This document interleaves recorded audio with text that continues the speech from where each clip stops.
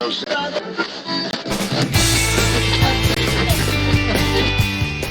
time to shake and wake up the world with the best biblical talk shows from all over the world gathered in one place.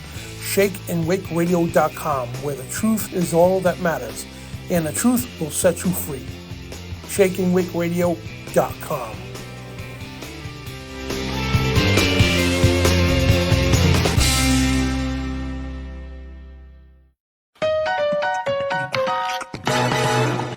FOJC Radio, David and Donna Carrico, the dynamic duo of followers of Jesus Christ.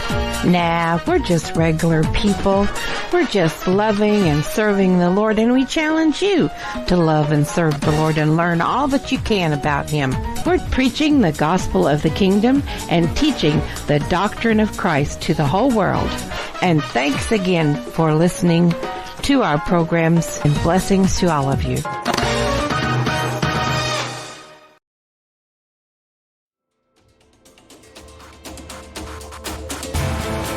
This is not some soulless factory. This is long, quiet days with the Father. This is obedience. This is cold, early mornings, tired, rough hands, and hot summer days. This is quality before quantity. This is where you're not just a customer, you're a client. I don't just work for you, but with you. This is where your ideas come to life. I am Joshua Watts.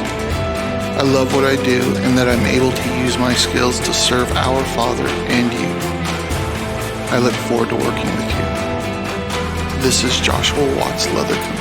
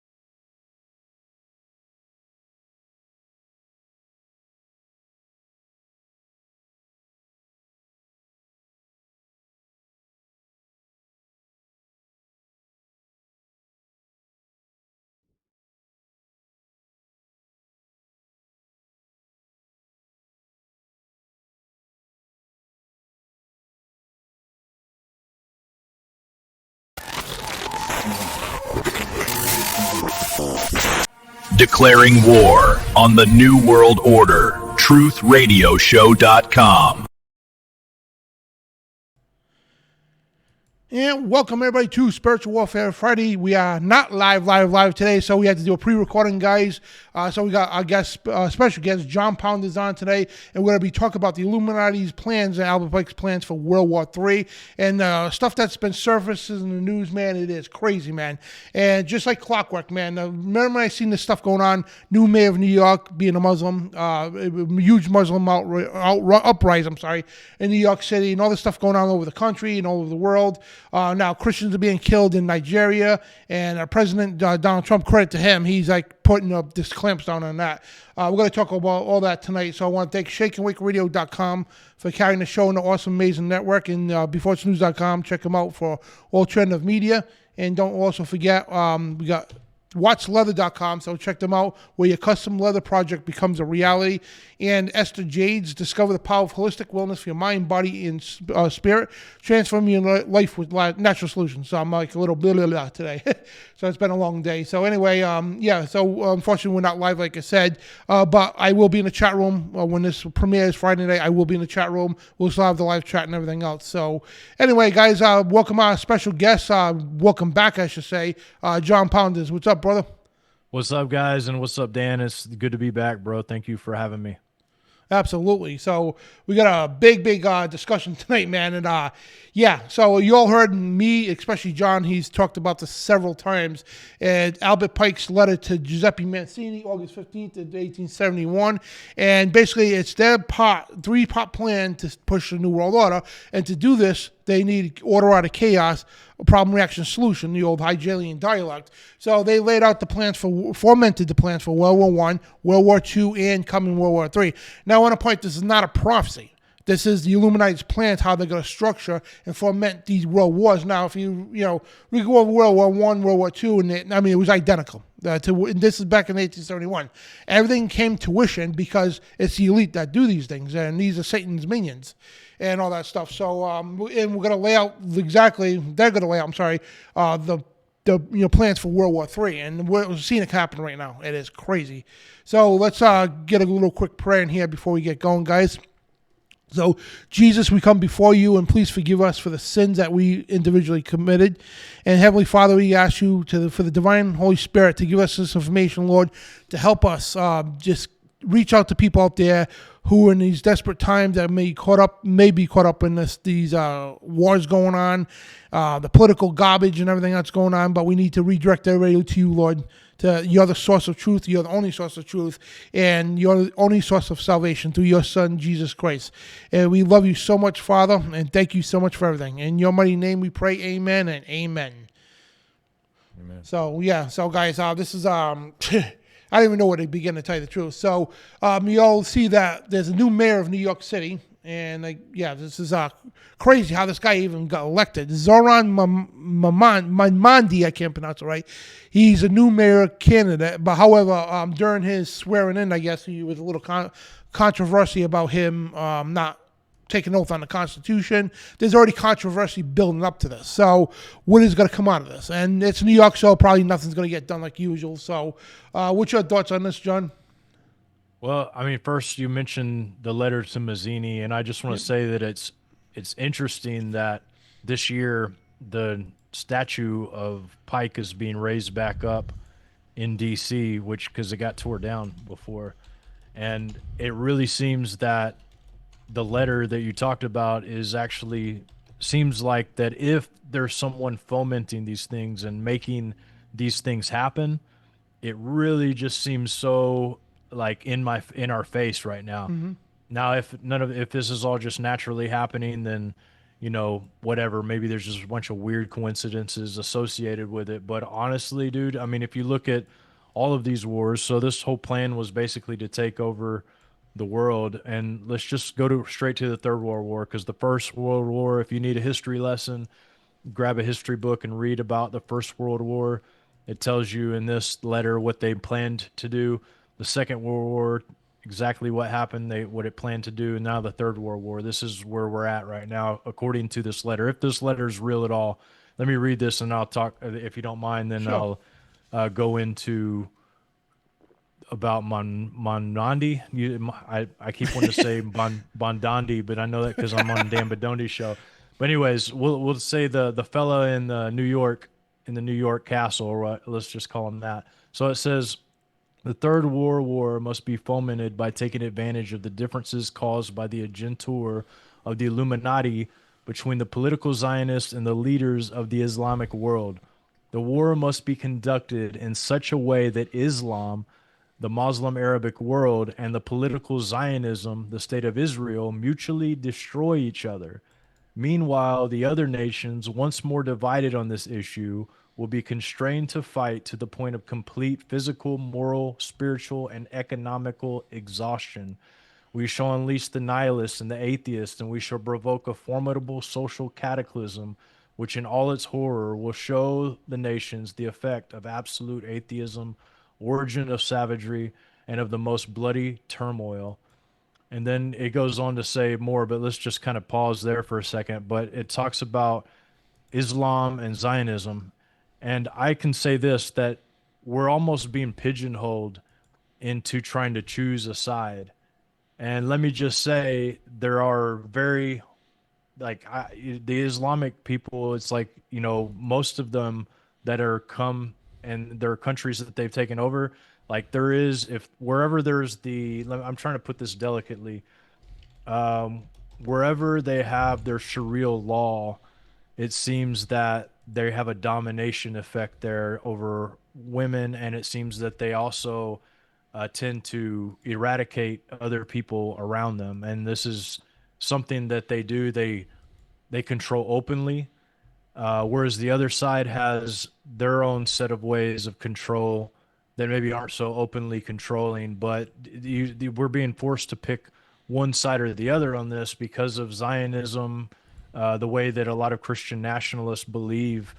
And I think we're getting to the point right now to where this economical exhaustion's coming, and they haven't destroyed each other yet, but I feel like that's what's trying to come. And I think this, the fact that we have a Muslim mayor of New York City, supposed to be our financial hub, our city of America. And when I say our, I'm just saying in general, if you're an American, this, New York City is the place, right? It's got the Statue of Liberty, which is actually, I don't know if you've heard this conspiracy theory, but it's the face of Lucifer, a Lucifer painting.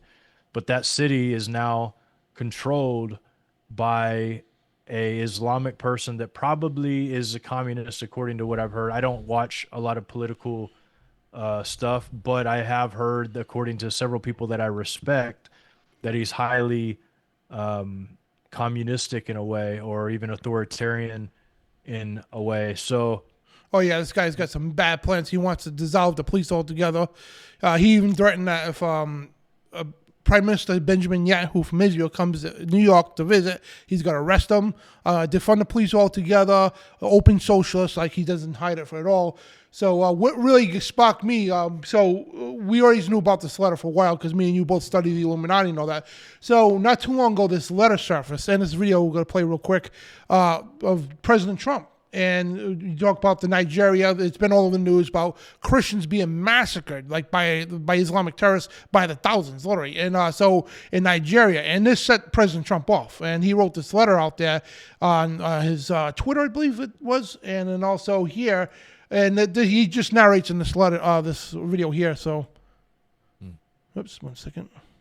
I'm talking about. This is what I voted for. We're going to do things to Nigeria that Nigeria is not going to be happy about, and may very well go into that now disgraced country, guns are blazing, to completely wipe out the Islamic terrorists who are committing these horrible, horrible atrocities. I'm hereby instructing our Department of War to prepare for possible action. If we attack, it will be fast, vicious, and sweet, just like the terrorist thugs attack our cherished Christians. These are cherished people. These are great people. Leave them alone. Warning, the Nigerian government better move fast before it's too late. If they don't, there's going to be hell to pay. Glory. Yeah, I mean that's like just like it gives me jitters, you know what I mean? That yeah, it's just like for somebody standing up for Christians, you know what I mean? Regardless of where people have mixed feelings about Trump, some hate him, some love him, whatever the case. But that, to me, I support that 100%, man. You got to, man, because knowing that these people are being slaughtered, and he's sending the direct message to Nigeria. Listen, you don't take care of this problem, we're coming in and we're gonna wipe these people off the face of the earth. And also this letter that he was posted on the Twitter and all that stuff. So when I seen this, right, of course I'm like, yeah, let's go. You know what I mean? And you get that patriotism. Let's go save some Christians. Even before it came out, when I heard about this, I'm like, if I had, I opened and said it too, if I had the resources, the power, and the arms, I would march in there and go save these Christians. You know what I mean? That's just the spirit of us. We need to protect our own people, But when this letter came out, for some reason, right, the first thing that came to my head was Albert Pike's letter to Giuseppe Mancini. And it just, I don't know why, and all of a sudden, plus with this mayor coming up in New York, Dearborn, Michigan, as y'all know, is now Muslim nation over there, and all this stuff sparking up everywhere, and Muslims against mainly the political Zionists. And everything's anti-Semitism now, if you don't agree with them too either. There's so much garbage going on. So this to me, and I called John here, I was like, dude, I think this is World War III's around the corner, man. Yeah.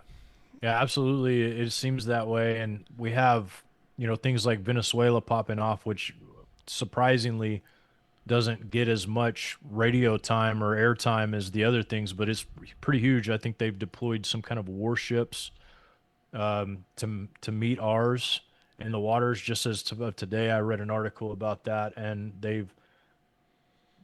there's a partnership there with Iran and China in Venezuela. And we can't forget that even though we have turmoil going on within our country, the enemies that we have are licking their chops. And Islamic people, like there are very wealthy Islamic people in the world. In the Bible, the 12 princes of Ishmael. Ishmael had 12 sons as well, and 12 princes, and they are the princes of the Emirates. And they're very, very wealthy because of oil, and they have a hate for America. They have a hate for anything that is not the way of Sharia law and anything that's not the way of the Quran. And so this basically obliterates everything. And so there's really a dark principle there. But then you have, like you were saying, there's the other side, that there are extremists on that end that would say that if you worship Jesus, then you are in danger of the death penalty. So you have extremists on both sides, and it seems like those people are the ones with all the money, and so we're being forced, hey, pick a side here, pick this side, pick whatever side, but Christians, you're done anyway by the time it's all said and done, because even if you don't pick a side, you're kind of cannon fodder is what it seems like. And the problem is that there is a lot of work that believers can do here, but I don't believe that it is picking sides in all of this. I do believe that there is a vast number of Muslims coming to the Christian faith. I've seen it. I was in Lebanon last year. I have friends that have been in Syria, friends that have been in Lebanon, friends that have been in all of these countries, and by the thousands, there are people that are having dreams of Jesus. Jesus is literally pursuing them in their dreams and telling them that he is their Messiah, he is the Savior, and they're changing their life without even missionaries going. And when missionaries go, it's like reaping, right? And it's crazy, but there is work that as believers we can do, and I think that that's really the only solution we have anyway, is to spread the gospel and the light of God. And because, like, ultimately when it comes down to fighting this, there's nothing that any one of us is going to be able to do. You could give, God could give us billions and trillions of dollars, and ultimately the plan is going to go according to the plan, regardless of what we do one way or another. And there's really, like, literally nothing we can do about it. True that. We can tell people about it, but you know how that goes. It's like during all of this stuff that you get more people disbelieving than believing, and then you also get people hating you for talking about the things. And so when you look at it as a whole, it's like the only thing that I feel like I can do as a believer, and this is somebody that's lost things by standing up for certain things, and I've done that, But I realized the thing that I did that was actually the most helpful was actually be a light for Christ, going to the world, showing the love of God, teaching, preaching, baptizing in the name of the Father, Son, and the Holy Spirit, doing all those things. That is the thing that actually mattered the most through all of that. So like, that's the problem. If we get kicked on one side or the other, we go along with that agenda in that way. And it's easy to see which side is supposed to look positive and negative right now. It's easy to see that according, like, especially if you're a Christian nationalist, you're going to be sided on one side. And if you're a liberal, you're going to be sided on the other. That's just the way the line is towing. But ultimately, like I said, Christians, if they choose to not deny Christ before man and be denied by their Father in heaven, if they choose not to deny, they are the next in line. So that's the kind of the predicament we have here. But you're right, it looks like theater that is just perpetuating right in front of our face based off that letter we read. Also, Dan, based off all of the research that, me, you, and many other people have done for over, decades, for probably 100 years, there's been people doing research about this plan and this organization. Absolutely, and we just see it unfold, man, and I want to point out too, guys, that this is not prophecy. So basically, the elite line up what they want to do. However, the reason why it doesn't come to 100% half the time, because it's according to God's will. So it's a difference between what they want to do and what God allows them to do. So if it does not fit God's prophecy, it's not going to happen. So these letters are not prophecy or anything. This is what they laid out to foment three world wars, because they understand that order out of chaos brings that solution. You know what I mean? So basically, though, but it does line up with the Bible, though, because if you look at what happens in the Bible, this is exactly the game. It tells you about the big battle where basically all of those people go up against Israel, every single one of them. And if we're looking at the land, which is what it's usually not always referring to, but in certain prophecies, it's referring to the land of Israel. If that is indeed the land of Israel, it's prophesied in the Bible for all of these nations to come up against Israel. And whether America likes it or not, whether the United States likes it or not, we are under the banner of Israel. We've been founded as a so-called Christian nation in the 1600s. The Puritans believed that we were Israel. Israel believes that we're part of their nation. They even believe that our president's the Messiah, some of the rabbis. And so whether we will like it or not, we are in that battle. And it is, yes, Albert Pike's predictions, it's not going to play out exactly in the end, because I believe that our king's going to redeem us. But Amen. the point is, like, that is the game plan according to the Bible. That's like the last stand, Gog and Magog, the last battle that we're, I think that's my interpretation of the United States, 13 colonies, the 13 tribes of Israel.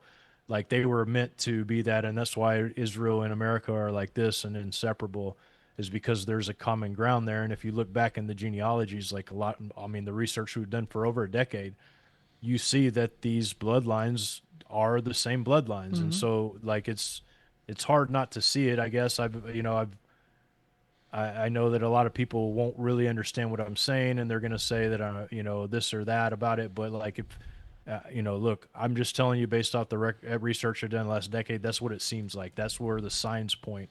And as we know, through all of these things that we've done over the last decade, the signs tell the truth. And then eventually, if you don't see it then, you'll see it 3 years from now when everybody's telling you exactly what the signs told us 3 years ago. And it's crazy because they have to put these signs out there, and God reveals these things to his people. And I'm not saying that, all I'm saying is this: I'm not saying we can't do good, and I'm not saying that we can't do something, that God can't call us to do something mighty. We should be helping anybody we can help, like the Christians in Uganda, and all the different places where this is happening. Like, that should be at the top of our list to do. And I'm not saying that shouldn't be, and that won't make a difference. It'll make a difference in lives. And in the end, when the kingdom of God's here, it'll be full again. But, after all these years, we have to realize that this battle is coming. And yes, we haven't seen battle in our lifetimes, Dan, And a lot of the people that are alive right now haven't seen battle, haven't been to war, but it doesn't mean that it won't come. And it just seems like it's coming sooner rather than later. And I'm not saying for sure that it is, but I can see the makings. I can see the battle horns blowing. I can see the chops of the wolves getting nice and soiled in their own saliva. I mean, it is what it is, man. Exactly. The drums of war are beating, that's for sure. And all the conflicts going on all over the world, things like that. And everything's seems like lately it's centered around political Zionism, Christians and Muslims. You know what I mean? So it's just crazy what's going on. And I want to point out too, man, because I don't want to at all spread hate for Muslims. Like John said, there's a lot of Muslims who are coming to the faith, and I'm not here to say we need to kill all Muslims or anything like that, and nothing like that at all. I know a lot of Muslims that are very, very good people, and they're true to their faith, sometimes more true to their faith than Christians are to their faith. You know what I mean? But unfortunately, they do follow a wrong doctrine. But however, we need to go after these people lightly. In other words, hey, let's bring them to Christ. You know what I mean? Show them love and compassion, like those thousands of Muslims who recently converted to Christianity. Jesus appeared to these people and everything else. Amazing stuff. You know what I mean? So remember that. When you get done, sorry, I didn't mean to interrupt. That's you. all Go right. ahead. I was just going to say, the majority of Muslims, like Dan said, you get them by themselves, you talk to them, you create relationships with them. They're great people. They're good family people. But when you have the concentration and you have the leadership of Sharia law, that's when you have the dominant ones come in, and they look, everybody falls in line. If you don't, you could lose everything. It'd be like, Dan, if you grew up in a family 5 generations and you have the family business, you have all the things, you have everything, but if you decide to defect in any way or don't toe the line, then you lose everything and you're off on your own. You know what I'm saying? So so that's why I think Christ, the fact that they're leaving that for Christ is a huge deal. But they're actually really kind people. They have really good food. I enjoy Muslim people. I enjoy being around them, but there's certain places where like in Tripoli, Lebanon, for instance, like if the US were to get like that, if New York were to get like that, or like London, even if you look at London's a perfect example of how London progressed into what it is today. That's what happens when a large concentration takes over an area. Now, if they're in, like in Beirut, Lebanon, for instance, people walked around there. You didn't see the women covering their heads. You didn't see any of that stuff in Beirut because, you might have seen a couple here and there, but because there was a concentration of like 30% Christians there in Beirut, that wasn't the norm. They didn't feel the need to conform in that city because it's like, okay, well, nobody's going to whip us here in the streets if we're not wearing a cover over our face.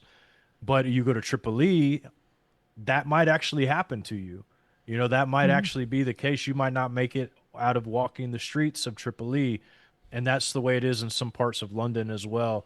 And so, we're not here to bash on the Muslims. I think that the problem is that there is a faction that only wants, bad things. And that's just like it is in every religion. Yeah. You have that in Christianity. You have people in Christianity that are literally ruining the world on purpose. And they call themselves Christians. And just like you'll have the same in probably every walk of life, you still have those dominant ones that become dominant because, in my opinion, they're not scared to do evil. They're not scared to do things that hurt people. They're not scared to kill people and none of that. So they rise to the top, and those anything that were powers that they climb that power chain. And so that's the nature of humanity. I hate to break it to people, but anytime you see a powerful organization, the person that rises to the top has to be willing to do anything that they need to do in order to stay in power, because you're dealing with wolves, you're dealing with snakes, you're dealing with dragons. And so that's the reality of our power structure over humanity. That's why we need Jesus. That's why all these people need Jesus. They need that because that's the only power structure to where we don't have a corrupt human ruling over us. Absolutely. So But that's being said, we need to expose evil sides, just like on our side too. How many times we come out against the Catholic Church? You know what I mean? So they've killed more people than Muslims could ever dream of. Over the years. So it's so crazy out there. But excuse me. So we just want to point out that people laugh when you talk about the Illuminati. They laugh when you talk about these things. Oh, conspiracy theorists and all that. But what you're seeing the blueprints, the writings on the wall, however you want to put it. They are coming true to par. You know what I mean? And exactly John pointed out too. These are partially Bible prophecy because the devil's side knows that they need to go according to the Bible to fulfill their end of the prophecy. So they'll do that. And sometimes, yes, they'll deed it from God's time and deed it from God's ways, and that's why they fail at that time. But, when you look at it overall, it is according to prophecy, how Satan's going to have his kingdom, New World Order, how all these which is going to be short, thank God. But you're seeing us come apart, and all it does is because people say, "Why do you guys talk about the occult all the time? Why do you talk about the Illuminati and all that?" Because you need to know your enemy, like the Bible says. If you don't know your enemy, man, how you got to be duped by them. It's like going into war. If you go into, you come out of the military.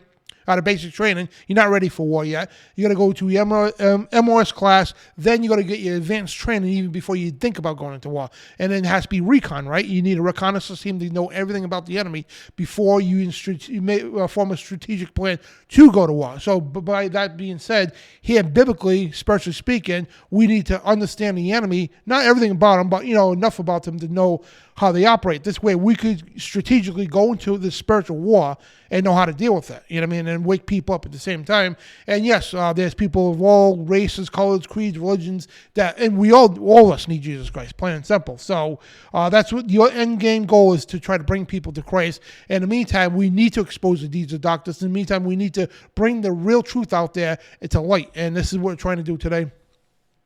Yeah, it's unfortunate that ultimately, I think that like when you look at most of these topics, like what we're talking about tonight, like this stuff has been exposed and re-exposed hundreds of thousands of times, and yet still people are still starting to see it, even though it's been exposed over and over and over again. And there's people that are made to do that, and they're made to do it. Like you, Dan, you're made to expose. That's what God has called you to do. And I've done the same thing for many, many years. And what I felt like God was really been telling me, like, look, like you've been in this, because I've been with the Midnight Ride, for instance, for a decade, Dan. Wow. For 10 years, me and David have been going through texts, and including myself, going through all the Freemasonic texts we could find, all the occult literature we could find, Rosicrucian literature, etc., grimoires, all these books, and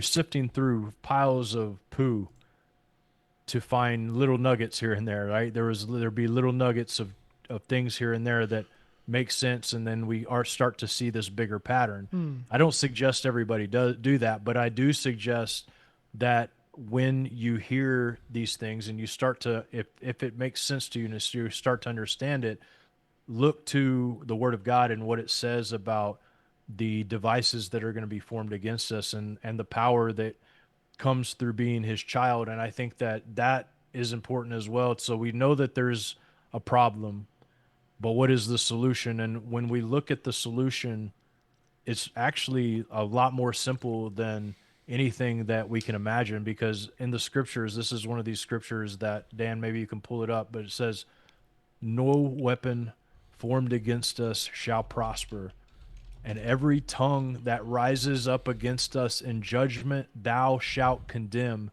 This is the heritage of the servants of the Lord, and their righteousness is of me, saith the Lord." And I have that verse memorized because I have to quote that to myself all the time, because let me tell you what the devices can be. We're talking about things we can't see, microscopic things we can't see that can infiltrate your body at any time. This is the kind of devices formed against us.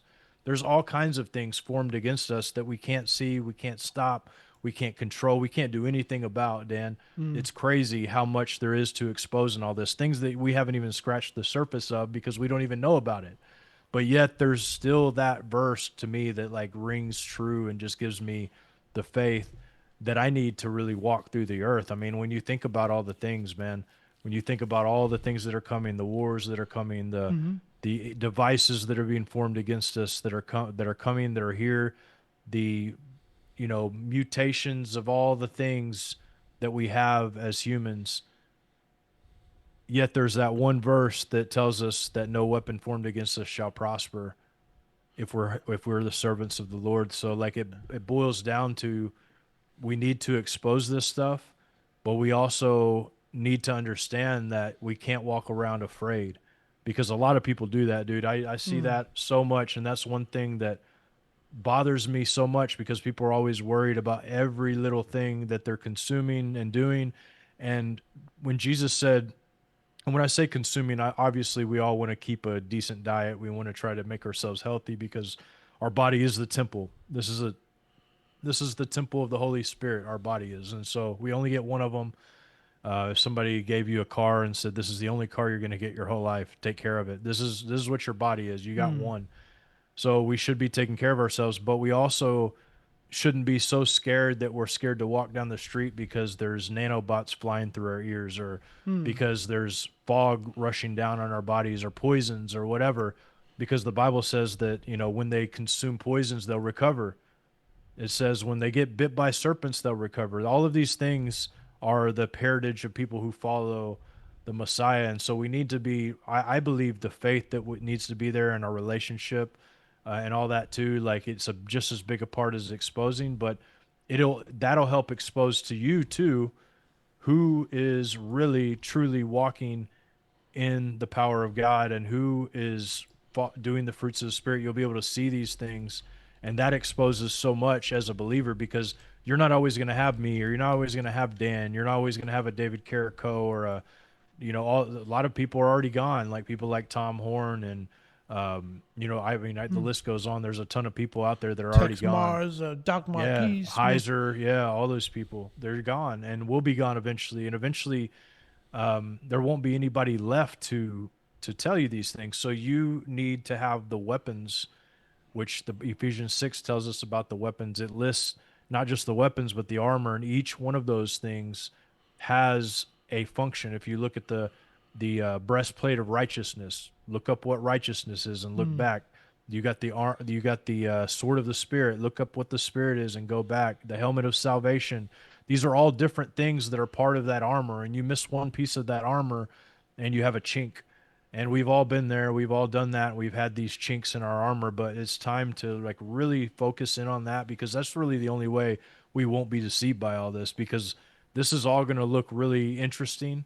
This is all going to look really well crafted, and I don't even know what to say about it, because none of us see the future perfectly. We all see it through a glass darkly, but ultimately when things start popping off and things start manipulating in front of our eyes and things start looking good, this starts looking bad. We don't really know what's real and what's not. We're going to have that Holy Spirit to be able to help us, because none of us are immune to deception, when the deception could be so strong that the elect could be deceived if possible. I mean, the deception is going to be there. So we really have to focus on that, because you can't let other people do your homework first off.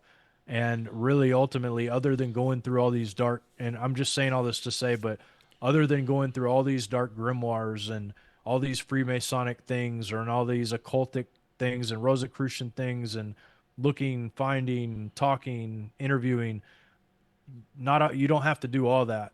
But what you do need to do is get buckled down and having a relationship with God, because not only will it not work to call in the name of Jesus if you don't have a relationship with him, it might make it worse, like the sons of Sceva in the Bible. They went to try to cast out demons and they got whipped and stripped naked. It only comes by those who are walking in the authority of the name of Jesus. The demon said, Paul I know, Peter I know, Jesus I know, but who the heck are you? And they whipped him and threw him out. And so we need to be thinking about that, because that encounter, this is getting common, man. I've been interviewing people, talking to people, and seeing and hearing testimonies. This is becoming way more common, where people are interacting with entities And so you don't want to be like the sons of Sceva that get your butt whipped on the way out and stripped naked, maybe worse. That's just my opinion. Absolutely. So I want to shift real quick to back to Man Danny. We'll call him that. Sorry Man about Dean. the rabbit hole. Oh, Sorry about right. the rabbit hole. Yeah, ma'am. Oh, no problem, man. So yeah, soon basically him coming into power in New York City as a mayor, whatever the case, and during this time, like the streets of New York Times Square has been flooded with Muslims doing their prayers right in the middle of the street, shutting down traffic and everything else, which is causing a stir with other kinds of people, like Christians and everything else. So because of what's going on in Dearborn, Michigan, you know what I mean? And so a lot of people are taking as a threat, especially this man who claims that he's, openly says he's a socialist, openly says that he wants to arrest Benjamin Netanyahu if he comes into New York, just making these bold claims and all that stuff is causing a lot of stir. So this video came along. Diana Ketterman, she sent me this video, but again, me and John looked at this. We don't know how authentic, we'll put it that way, how authentic this video is, but basically claim that Ma'am Dini is actually a Jew. So if this is true, and this is where I'm really getting at here, if this is true and this was to leak out and everything else, what would happen? So he's got the full Muslim support in New York City, and a lot of people claim he's got Israel, the Jews support too. So what would happen if this guy was is a con artist, claimed to be Muslim, but end up working for the Zionists or whatever, being a Jew? What would happen? And this is, when this Giuseppe Manzini letter comes in, Albert Pike, all these little things come into play, right? It reminds me, like, would this single event, would this spark off this big war between political Zionists and Islam? So let me play this video real quick. So we don't know the authenticity of this video. We don't know if it's AI, but Diana Ketterman sent me this video, just something to look at. So I'm going to play it here. We recently met and we found out that he's Jewish. His mother was Jewish and his grandmother was Jewish. So, Mr. Mayor, we might find out very soon that you don't hang out with me. So, welcome to our community. And I want to tell you about Rabbi Indig. Not when your numbers were up, when Adams dropped out. First day he called me up and said, I like this guy and I'm going to meet him no matter what the consequences are. He called me after he met you and he told me, this guy is a friend of the Jewish people, he's real, he's sincere, and I believe he's going to be the best mayor of New York City, and I'm going to go with him all the way.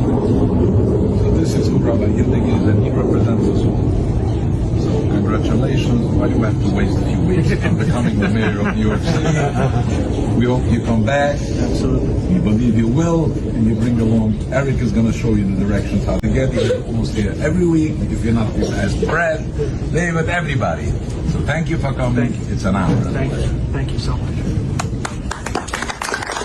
So it looks like a bunch of Jewish leaders in New York commending the new now mayor, Zoran Mandini, mayor-elect, I should say. So what are your thoughts on this video? I mean, I know you pointed out something you seen. Dude, I think it's AI, bro. Like, yeah. I do think it's AI, and I'll tell you why. Because there's a little watermark on the right side, and that if you look at the Surah 2, that's where the Surah 2 watermark always is. And so it looks like they tried to cover that up. I would have to. We'll see what happens in the next few days. If it's real, it'll be all over the place. Yeah. If it's fake, it won't be. And I'm just gonna say, to me, it just reminds me, it's just too fake, too open. Like, I mean, come on, who's in there filming that, and who, like, it's so open in front of like so many people. If that's real, yes, it's to start a world war. It's like, boom, let's kick it off. Like, let's kick the field goal. Let's make this thing, or what is it? The opening kick. It's not a field goal. Let's kick it off, right? Let's go. But that if not, it's maybe somebody trying to trick people into thinking that, so that there's even more division. That's possible too, because there are definitely, like the letter said, there's going to be people that are agitators that are trying to make this happen more and more and more. And so, yeah, there's going to be lots of AI stuff that comes out that that's why we're not going to be able to believe our eyes. We're just going to have to see what happens. Yeah. You're going to see, like, all of a sudden, I feel like this is the problem with the AI stuff. I mean, even BBC's gotten in trouble for altering a video Trump sued him for like $1 billion for altering a video of his speech. Did you see that? Yeah. Yeah, so that's going to be the common thing. It reminds me of the defeat of Babylon, I believe, when Babylon was defeated the second time, I think, and I could be wrong on this, but I remember one of these countries, I think Persia came. This was like in the Bible, it talks about this time period when the Greeks, I think it was the Greeks maybe, and the Persians, but the main city didn't even know there was a war going on until it was upon them. And the level of mind games and mind wars that are out there, including stuff like this that we just watched possibly, is going to be ramping up. That's something we have to expose too, because people need to know that there's going to be crazy things that we're going to be seeing, and it's just going to be unbelievable, probably because it's not real at all. And so it's crazy, and that could be real, it could not be real. It wouldn't surprise me that much, honestly, but the fact that it's like that open on a video in front of that many people, like, I don't know, man. Like, it just, like, if I were to guess, if I had to take a guess and had to take a position on that video, I'd say that it's AI. Yeah. Yeah, and it remains to be seen, I guess, man. And so all this stuff coming to play at once, man. And, going back to Pike for a minute here. So basically in 2022, during the Summer of Love, quote unquote, Black Lives Matter, Antifa, they went around destroying many monuments and statues and all that.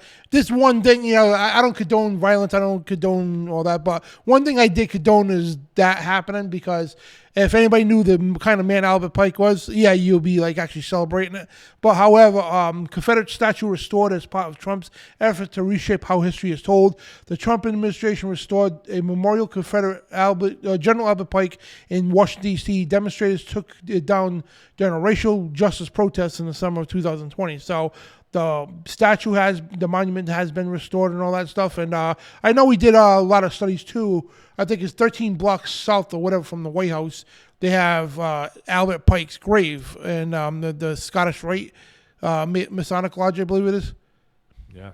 It's a weird coincidence, huh, that they put that statue up this year, and he's the only Southern general that has a statue, I believe, in D.C.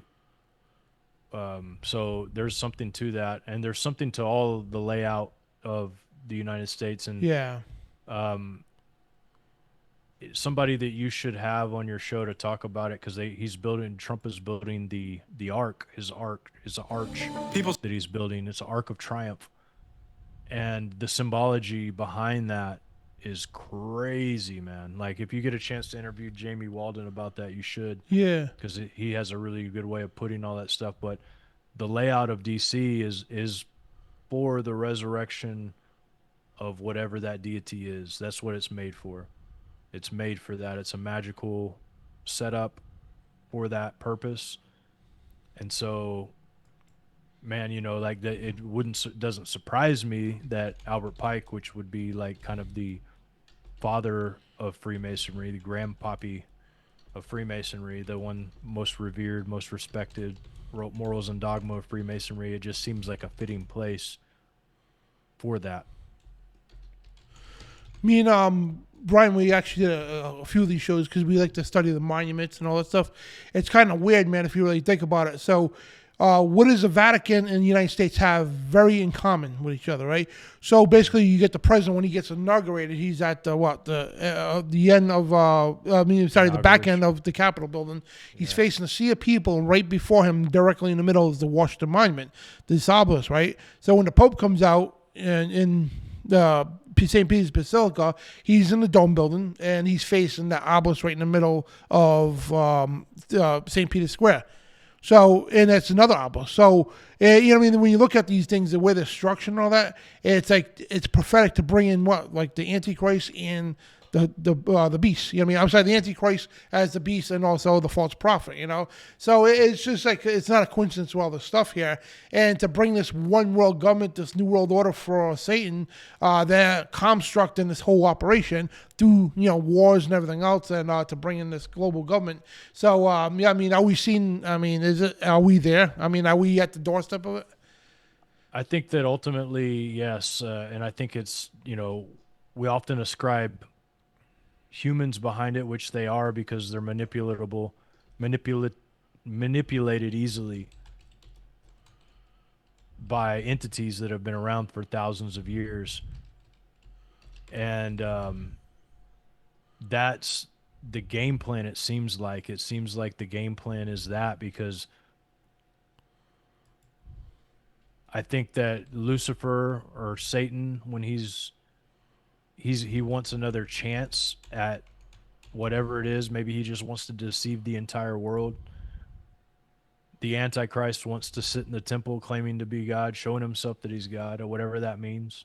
I feel like the body's the temple, but there will be probably another temple built. That's the goal anyway. So yeah, I think that ultimately we are, like I said before, I hesitate to say we're there, because there have been times in history where darkness seemed to overwhelm and then light shines forth. And it seems that for a lot of people, Trump is that light that's shining forth for a lot of people. And so I hesitate to call him good or evil, because I do not know. I hesitate to say one way or the other, because there seems to be an aggressive evil, and then there's an aggressive light that's shining at the same time. Like, well, when I say the darkness is getting heated up. Like it's starting to rustle. You're starting to, the things are moving because there's something approaching them. The light's approaching them. Whether it's false light remains to be seen, I think, by me. I think that there's a lot of signs that this is the maybe the false light, but at the same time, I'm not quick to say that. But if it is, then yeah, we're right at the door. If that's what it is, if it's not true, God giving grace to the people of the land, if that's not what this is, then we are there for sure. Like, there's no way around it, in my opinion. Well, that's for sure. And so all we can do is be prepared, try the best we can, and try to bring more souls to Christ. I mean, hopefully all of them, but it's like that's the end game of it all. Yeah, man. And people say that I'm a Trump supporter, and then some people say I'm a Trump hater. I'm the kind of guy that's like, look, all the kings that have ever existed, every leader that has ever been in power, even King David, a man after God's own heart, had wars, slaughtered people, did things that are evil. And so kings and people who are in charge, you can't expect, oh, he's bad because he did this. Well, yeah, but we're all bad in our own way. We just don't have the power to do some of the things that they're doing. Everybody thinks that they're more righteous just because they don't have the power to create that kind of evil. They don't. If they did, maybe they would. We don't really know. So we judge people based off what we understand, and we don't understand that much. We don't know what God's telling these people to do, because it does say in the Bible that he basically maneuvers their heart like a river, right? He moves it whichever way he pleases. And so when we look at it like that, it becomes one of those things where you have to take a step back, because I can't judge that man. I've never been a billionaire. I've never been a leader of an entire nation. I've never done any of those things. Like, I'm just a dude from Indiana that likes to read old stinking books and interview people and have, you know what I mean? Like, that's all I am. And a servant of God. Hopefully that's what I try to be and strive to be. But like, I can't put a judgment on that yet. Yes, when you look at the Bible and you look at the scenery that's being displayed for us by the news and by media and by all of that, yeah, it seems that way. But like you said, the occult always, and I believe that this is true, because I actually interviewed a guy that the interview never went out, and because the guy was, I told him I wasn't going to put it on Now You See TV. I was going to put it on my other channel. He didn't like that, so it never got put out. But what he divulged to me, this guy claimed to be a 33rd degree, is that they can't do any world of it unless it coincides with a prophecy, and unless they tell you about it first. So they believe that it would coincide with prophecy. And so I think that it's only right for us to believe that, even though they're trying to make this stuff happen, that it could be that there's a guiding hand in all of this, that's much higher than the people in just these little groups that think that they know what's going on. I think that they're all being manipulated by an outside force. And so that's kind of where I'm at in all this, Dan. Like, I feel like, I want to wait and see what's going to happen. But at the same time, I think that we could be on the precipice of World War III. It just seems that way. It really, really does. Yeah. Especially all these conflicts going on, the wars and everything. And, if you look at them all, they're going right along with prophecy and everything else. And so, I believe like we are literally on the doorstep of the tribulation, if not almost just about there. You know what I mean? So that's the way I feel about it. And, with all these little things, like, again, in Islam against Judaism. I mean, if you notice, and all this stuff's been in the news lately about Islam, about Judaism, which, you know what I mean? And, anybody who disagrees with the Jews, too, you get labels anti-Semitic, things like that. And so, I mean, both sides are bad, you know what I mean, at the top. And we're not going to sit here and say, Israel's God's people, we need to support them, when it's us, we the people who follow Jesus, we're the God's Israel, you know what I mean? And but we know also our churches today have been, with the dispensationalism, have been massively infiltrated. Speaking of infiltration, like you were mentioned earlier too, within their own groups, so-called patriot groups, liberty groups, and all that stuff. There's a thing called subversion. The communists did this in Russia. So anytime when a patriotic group would rise up against oligarchy, whatever the case, or a dictatorship, they would create their own groups that looks like they're part of the movement, like QAnon, for example. Perfect example of that. That people think they're on our side, whatever, and these are disinformation agents. They go out there purposely, pose as one of the liberation groups, and to cause disinformation to really try to hinder the uprising of the patriot movement. So, this movement here, that would just infiltrate these organizations to purposely make us look bad. You know what I mean? Like this video we just played too. What if that was somebody, like you said, what if that is an AI video out there to purposely incite stuff? Then when they find out it's not real, it's going to make people like us look bad. You know what I mean? So there's a lot of stuff that goes on with subversion and all that stuff. So it's through history. So again, they purposely go out there to cause disinformation to make the liberation group look bad. You know what I'm saying? Absolutely, man. And yeah, dude, you couldn't say it any better. And I appreciate you having me on. I wish I could stay longer. But man, I definitely appreciate the opportunity. Absolutely. And I know I went off on a little bit of a tangent there, but at the same time, when I think about all of this stuff, I just can't help but be concerned, because there's a lot that people need to get right with their relationship with God in all of this, instead of I would say, instead of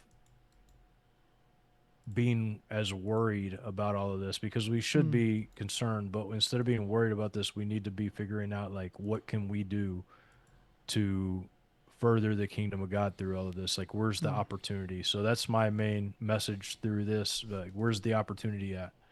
So Absolutely. Well, I appreciate your time, brother, and God bless you, man. God bless you. Thank you. Yeah, take care.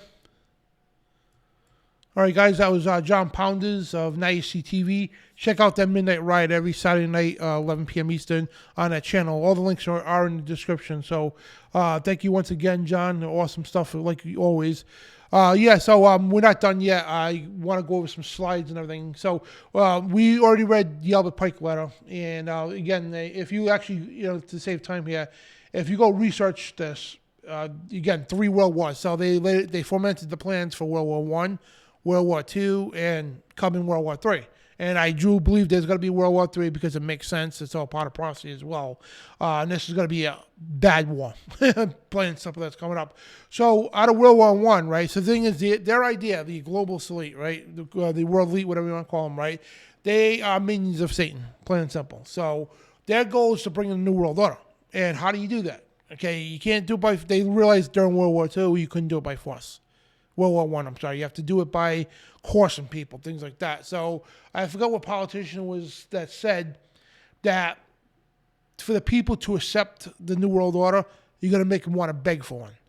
In other words, you create the crisis that people beg for it. Now, if we go right now, right, for people to, these global governments come out and say, hey, we're going to push a mock, you need to take a microchip implant, things like that. People are going to flip them the bird and say, no, you're not taking nothing. So what they'll do is they create a crisis, like a food shortage or something, that would degrade people, they would turn around and beg for a New World Order. You know what I'm saying? If you hit them in the pocket, hit them in the stomach, and things like that, take the food away and the money away and into poverty, and then they will be begging for a New World Order. You know what I mean? And they'll be begging for any kind of solution. But the thing is, they create the solution and people don't accept it. So they create the crisis to make the people accept that original solution, if this makes sense to you.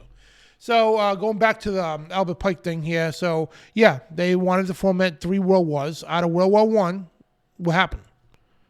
The idea of global government started sparking about. So World War I was supposed to be the war to end all wars. That was the name of it, the war to end all wars, but that was just the start of it. So out of World War I, the Kremlin Pratt House in New York City, which is a communist organization, along with the Trilateral Commission, the Council on Foreign Relations, things like that, the Bilderberg Group, these are communist organizations. So out of World War I, they created the League of Nations. So this is all on record. You could go, anybody that knows simple history knows the stuff. They actually teach some of this in school. So out of World War I, they created the League of Nations, the idea of a world government. There was a foundation, the bedrock of such a thing. So to push this further, they needed a World War II. World War II brought about, all right, let's not talk about the idea no more. Let's put this into action. So they created the United Nations, which, by the way, wait till you see this stuff is sick. So the United Nations, right, they created the UN, right, known as the United Nations. They're based out of New York City, right? Not a coincidence.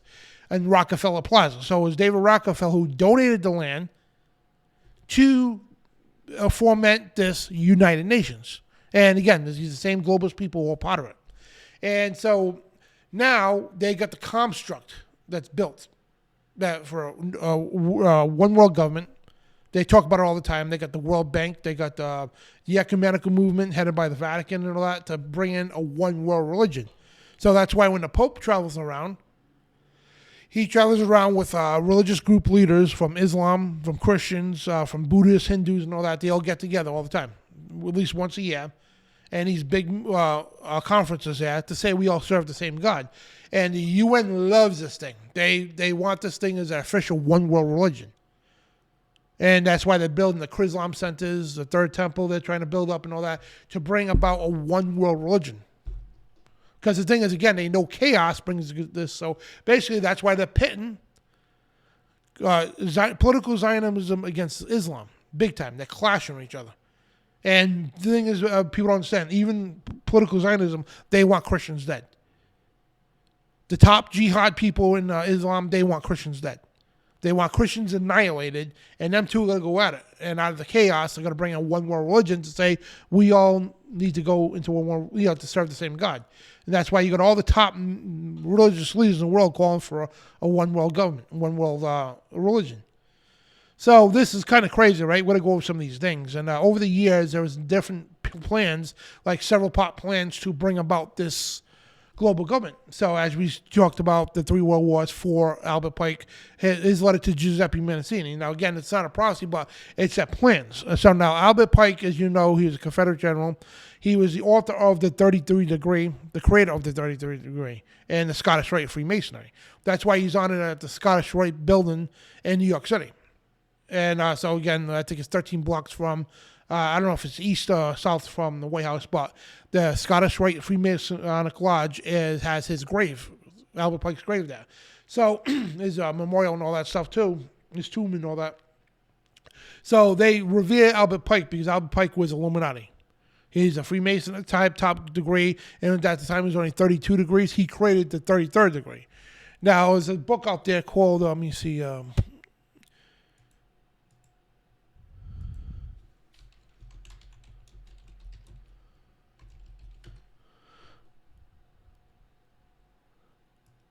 on 1 second, me pull this more. I have the book actually over there. So there's a book called Morals and Dogma by Albert Pike.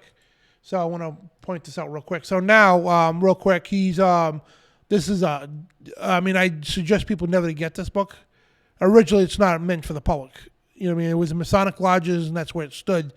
And they were not allowed to remove from the lodges. But every Masonic lodge has this book. Now, if you notice, right, this symbol in the middle, So when Albert Pike created the 33rd degree in the Scottish Rite of Freemasonry, this here is a symbol of Mammon Ra, which is a god of wealth, greed, and war.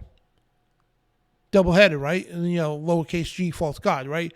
So it's not a coincidence that the Bible talks about this, right? Jesus, how prophetic he is. He says,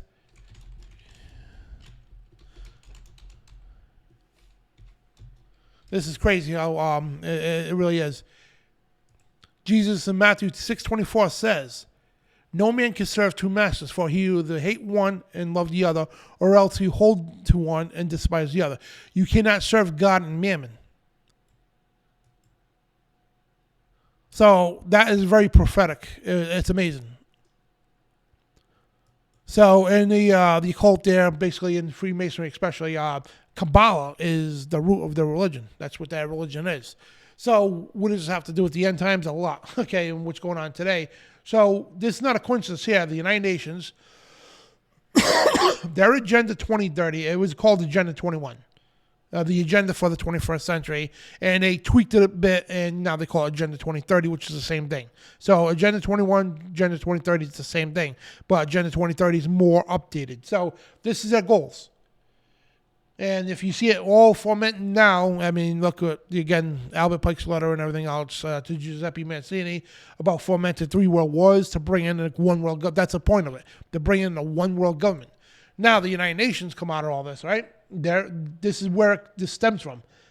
That letter that they pursued, the Illuminati, which consists of the Rothschild and all that, the founders of the new Israel now, things like that, right? So they created all the system to push this agenda. So the UN, their goals for Agenda 2030, it's right on the website. I mean, there's no conspiracy about it.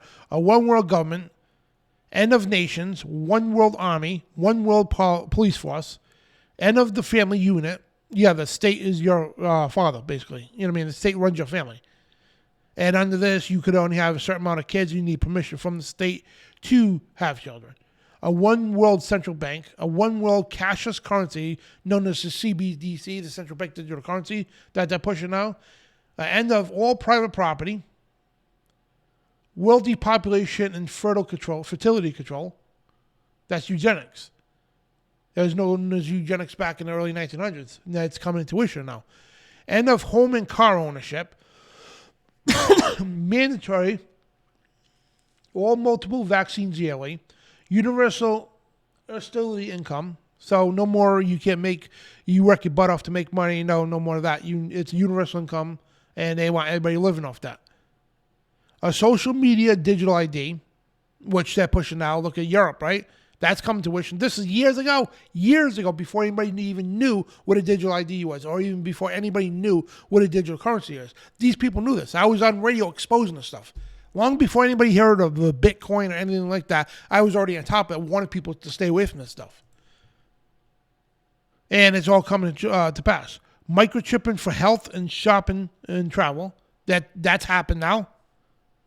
I warned people, before all this stuff came, I was on radio warning people about this. And Sweden, parts of Europe, people are microchipping themselves. Here in the United States, soon some companies, for health reasons, shopping and travel. Implementation of a Chinese social credit score, which is now into fruition. A government-raised children. All business run by the state. End of non-essential air travel. Humans concentrated into 15-minute zones, and I think the air travel too. All these so-called air disasters that happened lately, never happened before, like this in this magnitude. Air travel was always the safest way to travel. Every year, I mean, every day, hundreds of thousands of people travel in the air, and car accidents happen all the time. You know what I mean? So air travel has always been the safest way. They're trying to neutralize that. So humans concentrate into 15-minute zones that they'll call the smart cities. They're trying to push out everywhere. And of private farms and vegetable gardens. A lot of places now they're putting the clamps down. You can't own a vegetable garden. You can't have a farm. And if you do, it's got to be government controlled. And that's why the globalists are always buying up these farmlands, turning them into solar farms or whatever the case, because they want you to eat the GMO garbage. And of animal ownership, you see that happening. Being on all natural medicine. That's holistic stuff, and things we sell on Esther Jade's. You walk into a store to buy vitamins, they don't want that to happen. And AI courts and individual rights. I don't know what that it doesn't mean. I can't barely read that. I'm sorry, guys. But yeah, the end of all individual rights. A world court that, hey, you don't have a lawyer, you don't have rights. You got to go by their statutes, and that's it. Limited access to wild spaces. We'll show you that in a second. End of fossil fuels and modern conveniences. So limited access to wild spaces, right? So I'm going to show you, let me see, 100-mile Constitution-free zone map. So right here, this is what the United Nations proposed, right? So basically they want to ban anybody from owning homes or living anywhere near the ocean, wildlife, or anything like that. So they created this perimeter, right? It's 100 miles from the water into the land, inwards. It's called a Constitution-free zone. And where they gave Border Patrol at the time, during Obama and Bush. So basically, Border Patrol had the authority, which is unconstitutional, to literally pull people over, search their vehicles within 100 miles radius of this border zone. It created a lot of controversy. So if you're in the middle of the country, Border Patrol is pulling you over, you're like, what the heck? There's no border around there. What are you doing? But this, even the ACLU was up in arms about that. But the UN's goal, right, and under the sustainability maps, you should see it. It's crazy, right? Let me see. UN sustainability goes U.S. map.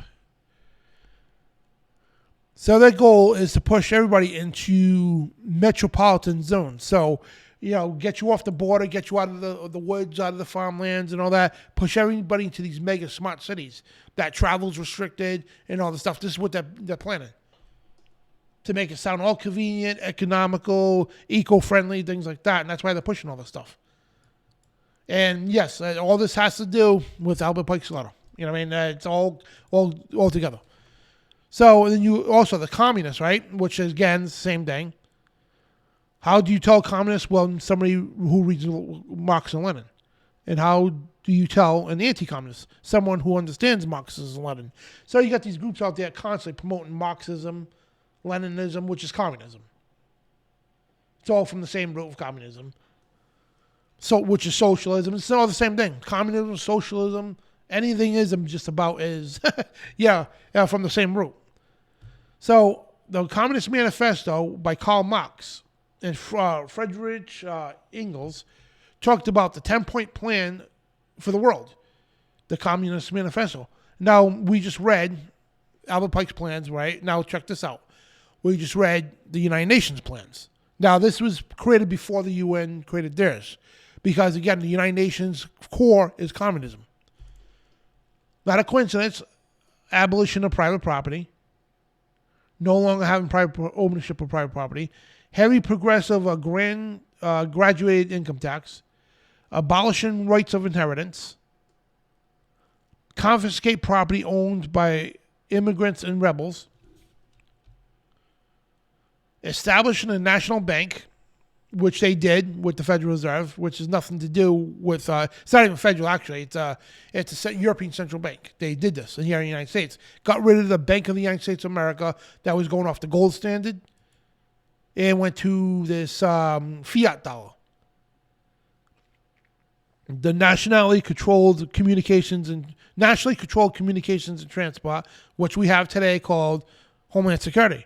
Under executive orders by presidents in the past, they give Homeland Security under national emergencies, whatever the case, right, to literally take control of all communications, all transportation, and even go to farms and also supermarkets, take control of them and all that, right? We got to do a show on that sometime.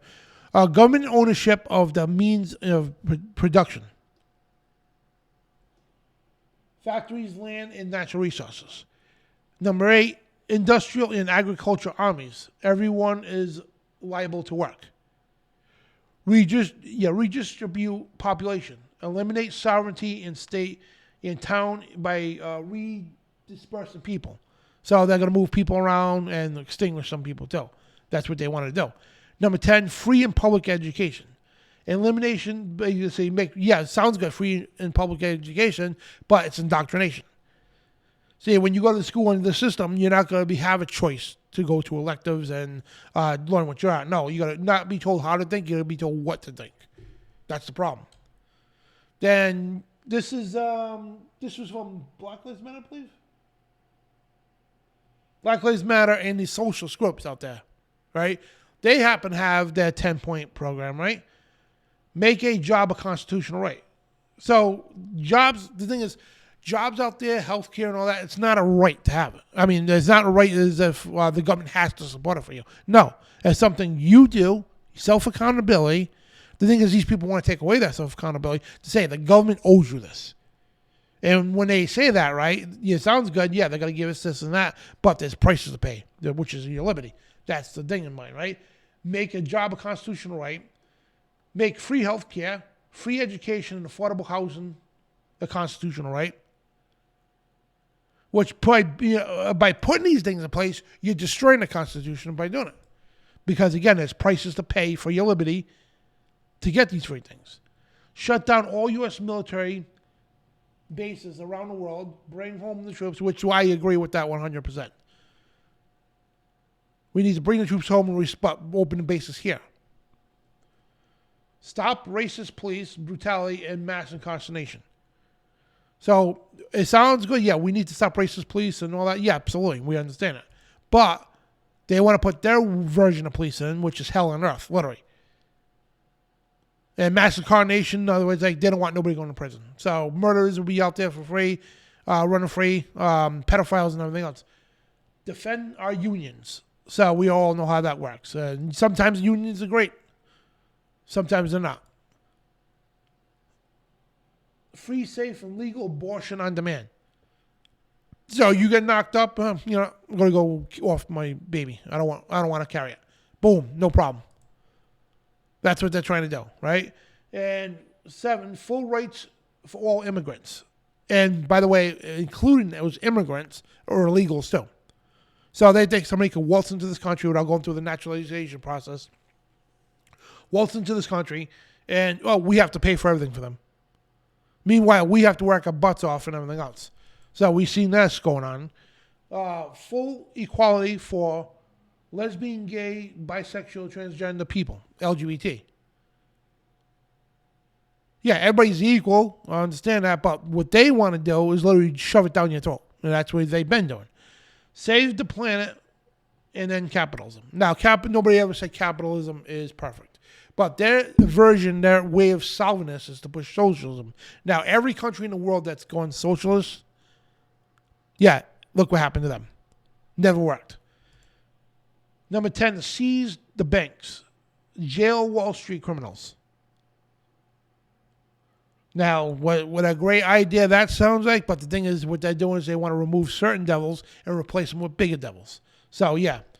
And we know there's criminals in Wall Street. We know the World Bank is all criminals.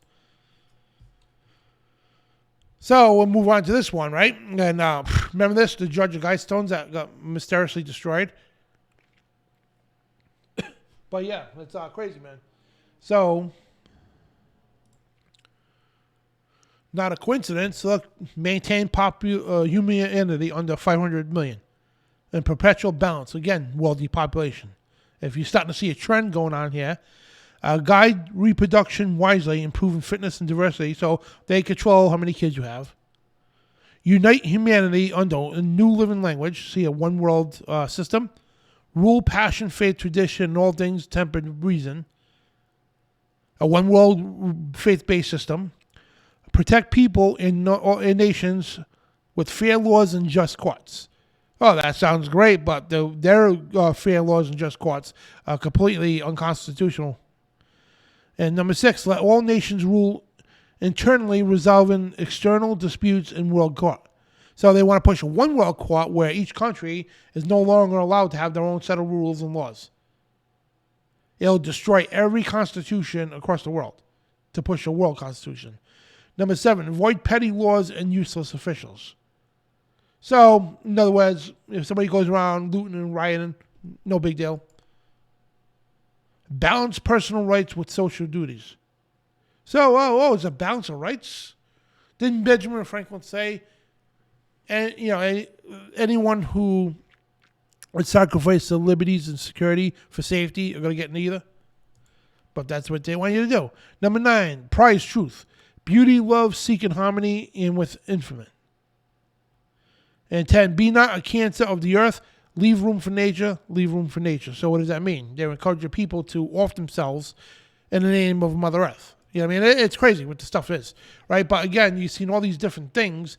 Now, my buddy Doc Marquise, right, former Illuminati, God rest his soul, good friend of mine that passed away several years ago now. This guy, I can't say enough about him. I had him on my show so many times. So he told me the priorities of the Illuminati. Now, he again, 4th generation, he's been in the Illuminati, exposes everything about him. So, and again, we go back to what? Albert Pike's letter, which Albert Pike was in the Illuminati. Yeah, and so number 1 is the destruction of Christianity and all monarchical system governments, right? Look in the Pike letter, right? 3 world wars to destroy Christianity. Number 2, the destruction of nations such as favor of universal Unitarianism. So any nation that believes in God, things like that, they want to destroy. Number 3, the discouragement of patriotic and loyal effort branded as narrow-minded prejudice, incompatible, which is the tenets of goodwill to all men and cry of universal brotherhood. So look what's been going on. The prior administrations, you're a patriot, you're a terrorist to them. God forbid you put Americans first. God forbid that you want your country to succeed first before helping other people. It's racism, it's bigotry to them and all that stuff. And they're being prejudiced against you. Then they call you the hater, you the bigot, you the racist and everything else, when they're the ones doing it. And number 4, the abolition of family ties and marriage by means of systematic corruption. And look, the Rainbow Group, look what they're doing. They frown upon the nuclear family. Yeah, and I don't need to say any more with that. You guys, we've all been living through it, so I don't need to tell you anything about it more. Number 5, the suppression of rights of inheritance and property. So again, why they, look at the common trends so far with these plans. They want to take away your property. They want to run your family. The state is your God. They don't want you owning property, not even a vehicle, to control you. Now, it's not a coincidence. You look at the 10 Commandments, it's completely opposite, right? This is a covenant of 10 Commandments that's just perfect system. And it's kind of contradictory, right? That the things that they want to push, the 10 New World Order Commandments that was on Georgia Guidestones, right? Oh, and it's not a coincidence that they go opposite of what the 10 Commandments say for. Don't have other gods, you just God, that's it. Don't commit idolatry, I'm saying. Don't make these engraven images. Don't use the Lord's name in vain. Remember the Sabbath day, keep it holy. Honor your father and mother. But no, they want you to honor the state. This is how treachery that these things are. But again, it goes against the 10 Commandments. Thou shalt not kill. Thou shalt not, and they want to depopulate the world. Thou shalt not commit adultery, and then make it promiscuous, everything. Oh, don't worry about it. It's okay now to have sex with whoever you want, when you want. Thou shalt not steal. Well, they steal from us left and right. They want to steal everything from us. And meanwhile, we're going to eat bugs and everything else that they want us to do. Live in these 12 by 12 rooms while they live in mansions. Yeah. Thou shalt not bear false witness against your neighbor. And that's what they're doing. They want you to rat your neighbor out. They got programs from Homeland Security to rat you. Remember Jen and Napolitano and all that? You see something, say something. Yeah, you see a neighbor taking out his garbage at 3 in the morning. Little weird. Let's call the authorities on him. They shall not covet. Oh, they're coveting, all right. They want your property. They want your land. They want your family. They want it all. And your soul. Crazy, huh? And this is Alice Bailey, right? Illuminati's 10-part plan to destroy Christianity. And now it's completely, Alice Bailey called for the stuff. She said to take God and prayer out of the education system. They did. Hundreds of years in this country, we had God and prayer and the Bible teachings in public schools. The reason why we established public schools here in America was under the Old Dual Satan Act of 1647. That's why the first 120 colleges in the country were all under Christian Judeo principles to teach this stuff, right? To teach people how to learn to read and write so they wouldn't be deceived by the Dark Ages. So take God and prayer out of the schools, the education system, and they did in the 1900s. Reduce parental authority over children. In a lot of states, you got CPS banging people's doors down because God forbid that they don't jab their kids with all this poison. Things like that, right? Destroy the Judeo-Christian family structure or the traditional Christian family structure. When the family gets together, before dinner, they all pray together. The father's the head of the household. The mother is equal, but, head. You know what I mean? The man is. And the woman is the mother. And look what they done to teach women, oh, no, you don't need men no more. Men are bad. Things like that, right? Destroying the fathers and the court systems and everything. Yeah. Then over here, number 4, if sex is free, then make abortion legal and make it easy. And they've done that. All these things so far, they've been completed. And make divorce easy and legal. Free people from the concept of marriage for life. And look at what's going on now. You can easily get a divorce now. It's not that hard anymore. And before, it was like pulling teeth. You had to go to court. You had to explain to the judge why you wanted a divorce. Now, it's still like that, but it's a lot easier now. And they got signs up there now, like divorces for $300. Things like that, right? And just destroy the foundation of marriage. They've done that. Make homosexuality an alternative lifestyle. And they've done that. It's rubbed in our faces in schools and everywhere we go. Debate art, make it run mad. Debate art, make it run mad. I have no clue what that is, but I'm sure that's already come to pass. Use media to promote and change mindsets. And they've done that with propaganda. And anybody can honestly say, I don't care which side of the ticket you're on, Republican, Democrat, Independent, whatever. We all can say the media has been used on the Operation Mockingbird, to manipulate the minds of the American people. Create an interfaith movement, which the Pope has done, called the ecumenical movement, that the UN loves and everybody's going for. To say we all serve the same God when we don't. I don't serve the same God as them. I serve the God of the Bible. And Jesus is the only way to heaven. But they don't want you to say that. And number 10, get governments to make all the law and get the church to endorse these changes. So, in other words, the world government makes the laws and the churches have to enforce them. Even if it goes against their biblical doctrine. And that's happened. Look, I got 3 churches near me within a mile radius that have those rainbow flags flying around the church, which is an abomination. So Alice Bailey pointed this out. This was her portion of the 10-part plan to destroy Christianity. She hated Christianity. I think she was the founder of what? Theosophy? No, that was the Madam... Let me see. I always get them to...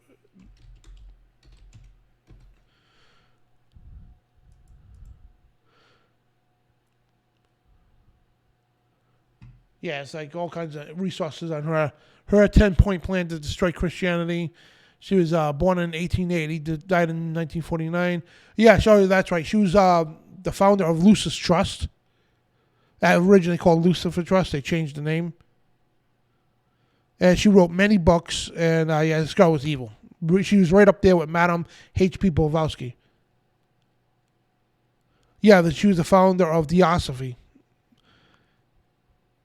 And was one of the first writers to use the term New Age. So she's like the mother of New Age religion, which is very destructive.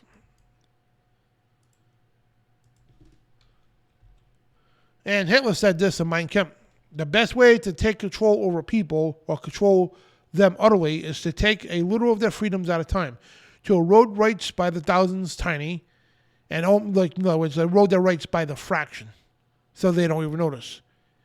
And almost imperceptible reductions. In this way, the people will not see their rights and freedoms being removed until past point at which these changes cannot be reversed. So basically what he's saying, what they're doing today, tiny bit taking away your rights, like here in Rhode Island, right? What they do is like, oh, with the firearms, right? Oh, you can't own this gun and that gun and that gun and that gun and this many bullets in your magazine and all that stuff until it's all gone. Then you realize what the hell happened. They incrementally attack your rights. Oh, no, we're not taking your guns. But you should own an AR-15. No, we're not taking away your guns, but you shouldn't have more than 10 rounds in your magazine. No, we're not taking away your guns, but maybe you shouldn't own a 50 caliber or 45. That's too powerful for you. Then it goes to a 40, then a 357, then a 38, a 22, and before you know it, a single you own nothing but a single shot 22. Then they'll take that away. They erode your rights, but in the propaganda and everything, this guy was a master of it. And Karl Marx, the author of Marxism, he says there is only one way to shorten and ease the convulsions of the old society in the bloody birth pangs of a new revolutionary terror. And that's what they're pushing. That's why you got groups like Antifa who worship this guy. They claim to be anti-fascist, right? But they're the ones who push fascism to do what they want, to go after patriotic groups. They call us fascists, but they're the ones who are doing fascist tactics. Because the thing is, it's funny too when they'll call Trump and MAGA or whatever. Again, you could support them or not. It's up to you. Then they'll go, patriots though, call everybody Nazis, right? Last I knew, right, which I know, and history tells us, that Nazis don't believe in gun rights. Nazis believe in pushing their diluted version. Nazism was under Ariosophy. It was which is Hitler. He was in the occult. The Thule Society, the Real Society, they pushed their version of their religion. It's called Ariosophy. It's satanic as it comes. But they'll call us the bad guys. You know what I mean? Because we believe in God, us patriots. We believe in God. We believe in the Constitution. We believe in everybody should have a right to bear arms. Everybody should have religious freedom, individual rights. Now, the thing is, they call us fascists, us bigots and everything else, but they're the ones who are pushing that stuff. And they call us Nazis. The thing is, Nazis, right? Nazis didn't want people having gun rights. They took gun rights from people. That's how 6 million Jews died, and more, because people couldn't defend themselves. They want to push a state-run religion on you. Everything that they do in the left today, right? They're the modern-day Nazis. But they call us Nazis to get the spotlight off them, I mean. Like I said, Marxism, socialism, it's all the same stuff. Communism, it's all the same stuff from the same root of evil. So you get all these little isms everywhere, right? But it comes from the same root. All these isms are branches of the same tree that come from the same roots of evil. Just little variations, that's all it is. The Communist Manifesto, Karl Marx and Frederick Engels. We already talked about that. And that slide was supposed to be with the 10-part plan we already went over with. And this is Leon Trotsky. Remember him? The dictatorship of the Communist Party is maintained by the recourse of every form of violence. Huh. Isn't that something familiar? Black Lives Matter, destroying cities, right? Yeah. Violence, killing people, even cops. Antifa, causing all this chaos, destroying cities, killing people, going after police and everything too. Yeah. They're communists, guys. And that's why they go like this all the time with their fists. It's a Communist Manifesto. And they claim to be anti-fascists. They're the fascists. They call us Nazis, but they are the Nazis. They're pushing everything that these communists and Nazis push. Vladimir Lenin said, you cannot make a revolution in white gloves. What does that mean? You can't create a revolution without bloodshed. And that's what they're doing. And Soviet leader Nikol Khrushchev said, we cannot accept the Americans to jump from capitalism to communism, but we can assist their elected leaders in giving Americans a small dose of socialism until they suddenly awake to find that they have communism. Your children's children will live under communism. So, again, and the thing is, you talk to these people, oh no, socialism and communism is not the same thing. Yeah, it is. Socialism is the gateway to communism. Like I said, all the isms are from the same tree of evil. It's just in different levels of it. So you talk to these goofs on the street. Oh, we want socialism. We want to destroy capitalism and everything else. We want socialism and all that. And, but I'm not a communist. And then you got communists who say we need communism, but it's the same stuff. Socialism is a gateway to communism. Then you got Mo Zedong. All political power comes from a barrel of a gun. The Communist Party must command all the guns. That way, no guns can ever be used to command the party. So, bang right there. That's why they're calling for gun control. That's why they want the guns away from you. Hitler knew this. Stalin knew this. Mao knew this. Pol Pot knew this. The modern day dictators from the UN know this. Okay, Obama knew this. Biden knew this. That's why they called to take your guns. Again, because it controls the powers from the communists. So they command all the guns. That way the guns can't be used against them. In other words, we can't defend ourselves from them. Now, due credit to President Trump, yeah, he is telling us he's a very big supporter of the Second Amendment. So remember the BML founder, Patrice Cullors, who used all the Black Lives Matter money? She reassured the old communists that he understands that the goal is to destroy freedom. And she come out to say, yeah, we've trained Marxists. She was the leader of Black Lives Matter, the co-founder of it. To admit that we're using the Marxist system to destroy freedom. All these other groups out there today, and Antifa, which is, I believe, CIA. I really do. Some of them are. That's why they all wear masks, because you don't know who they are. And they're worse than Black Lives Matter. See, the general people in Black Lives Matter, the regular people, they're pretty much good people. You could talk to them. They talk to you fine and everything else. It's just the leaders that they don't like that. Antifa, there's no dialogue with them. Not at all. They're out there for an agenda to destroy, to cause violence and hate. That's all they do. And the thing is, Black Lives Matter, they don't understand that the very communists that they're supporting Antifa, right? Antifa's only working with Black Lives Matter right now because the status quo is in their favor. But if the black community would understand that Antifa, communists hate black people. They're the ones who designed Planned Parenthood. They're the ones who designed all these organizations to limit the population expanding for black people. But if the Black Lives Matter people woke up, the regular people, and I'm not talking about the fake ones at the top, the communists, right? The people in Black Lives Matter, if they were to understand that the communists hate black people more than anything, yeah, Antifa would be done overnight. And it's all to do with all this stuff, creating chaos and wars against each other. It wasn't just Zionism against Islam and all that. It's more than that. It goes into right versus left, black against white, things like that. So these people have done a massive number on our nation. Yeah, so kind of understand what we talk about is, to bring in the World War III, they need to have everybody destroy each other. And out of the chaos, out of all the ruins, they're going to run right over whoever's left standing to push out a new world order. If Satan had his way, everybody good would be destroyed off this earth. Then when he gets his way, he'll destroy the evil people too, because he hates everybody.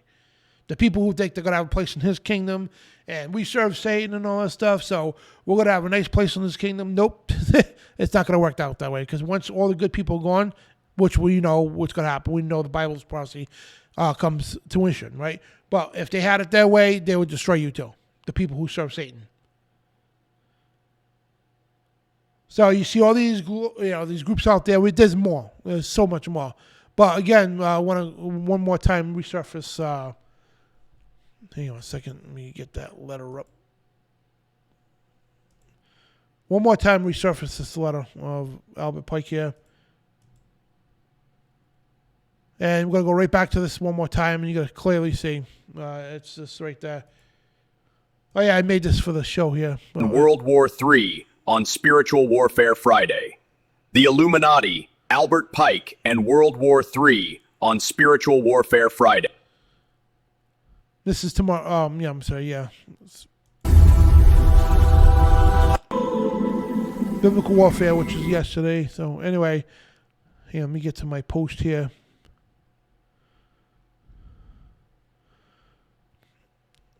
Because when I seen it, like I said, let me see.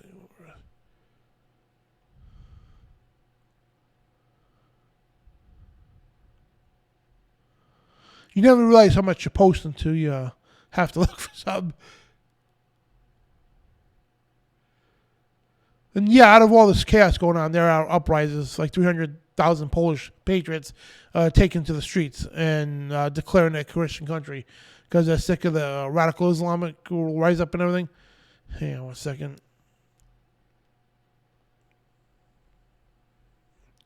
Like I said, you never understand how much you post into.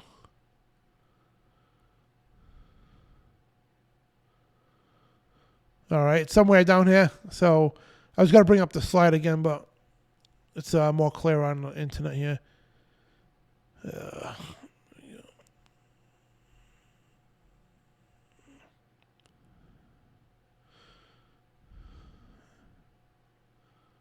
Oh, there it is, right here. So there's the letter. Well, the message from Trump, and when I talked about this, the 3-part plan. The Illuminati's plans for 3 world wars, August 15, 1871, was Albert Pike to Giuseppe Mazzini.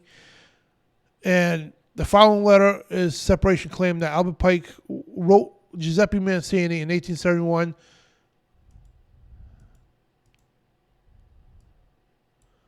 Regarding the conspiracy involved 3 world wars that were planned in an attempt to take over the world. The letter Pike wrote to Giuseppe Mazzini was on display in the British Museum Library in London in 1977. This letter has been claimed by many internet sites to reside in the British Library in London, which denies the letter's existence. So, yeah, this letter mysteriously disappeared, and, of course they deny it, even though it's dead on accurate with all there was. And Giuseppe Mazzini was an Italian revolutionary leader in the mid-1800s, as well as the director of the Illuminati.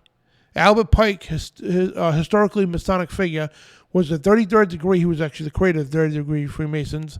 He was a cultist, a Grand Master, and a creator of the southern jurisdiction of the Masonic Scottish Rite Order. And also, he also had a big part in the creation of the KKK. So again, the Ku Klux Klan was created by the communists. So just note for people, the good people who are in Black Lives Matter, those Antifa people, yeah, you don't get no more racist than communists. These people open communists. Anyway,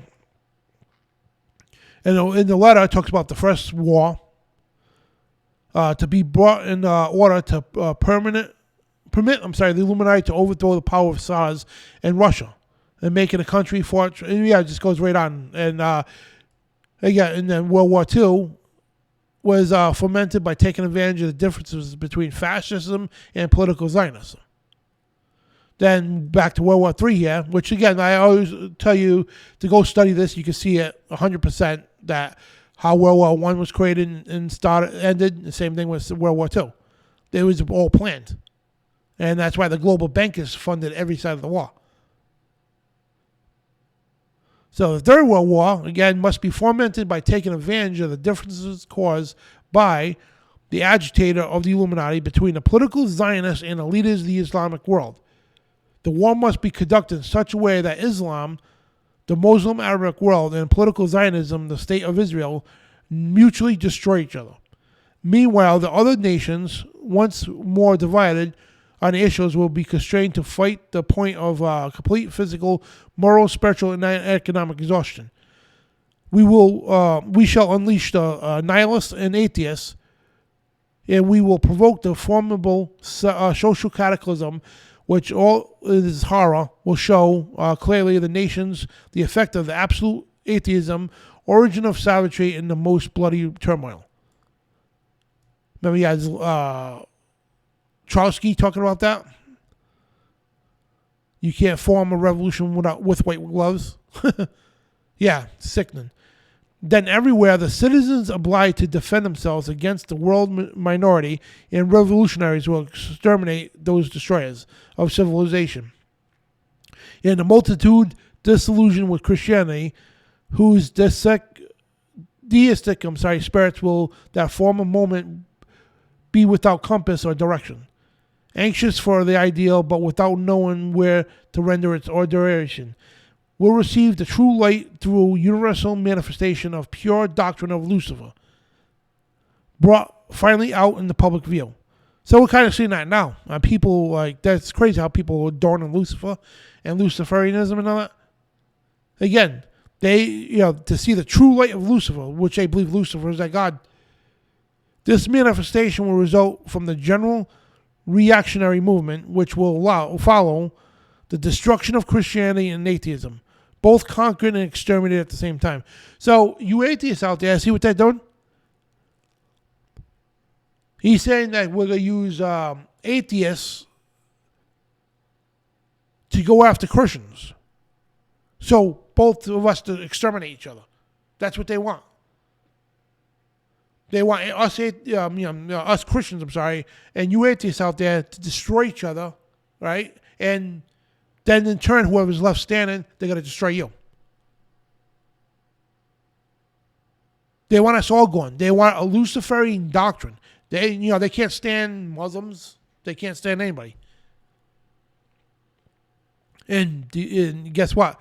The political Zionism we're talking about, right? So the Zionism that they're talking about is the political view, right? The Christians back them and all this stuff, right?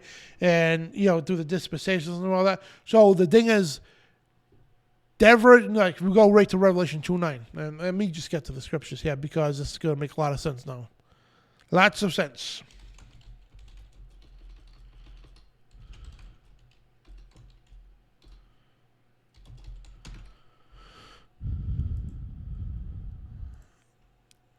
One second.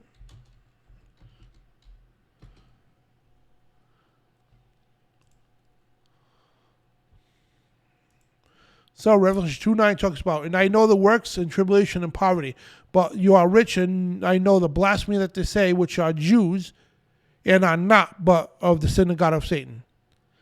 So what this is saying, that this whole thing is being orchestrated, by the fake Jews, the Zionists, which they're deep-rooted into Kabbalah. Kabbalah is Luciferianism. Revelation 3:9, behold, I will make them a synagogue of Satan, which they say are Jews but are not, but do lie. Behold, I will make them come out and worship before thy feet, and to know that I have loved thee. So the people behind all these wars, guys, and all this whole orchestrated thing, again, you go into communism and all these things like that, it all bases off of Kabbalah. The Illuminati, Freemasonry and all that alike, they are all based off of Kabbalah, Luciferianism. So meanwhile, while you Christians out there and atheists and Jews, regular Jews anyway, and because there's good Jews and there's of course the fake one Jews, right? And Muslims, right? You're all destroying each other, right? This is part of their agenda. They want us fighting each other to exterminate ourselves. And whoever's left standing, after that, they're going to come in and exterminate you. That's what they want to do. They want a one-world religion under this Luciferian doctrine.